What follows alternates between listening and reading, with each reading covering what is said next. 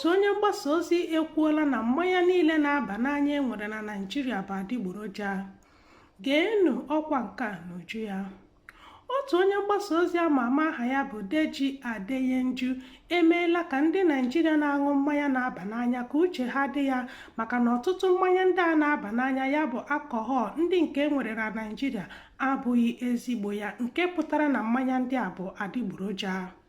Adeyenju, onye zipụtara ozi a na ngalaba iru akwụkwọ nke a na-akpọ Instagram, yọrọ ndị mmadụ ka ha jiri nwayọọ maka na ya bụ mmanya na-aba n'anya ha na-aṅụ oge ọbụla abụghị nke ezigbo ya na ọtụtụ n'ime mmanya ndị a bụ adịgboroja. Ọ gara n'iru mee ka ndị mmadụ mara na ya bụ mmanya adịgboroja ha na-aṅụ na-emebi ọtụtụ ihe n'ime arụ ha.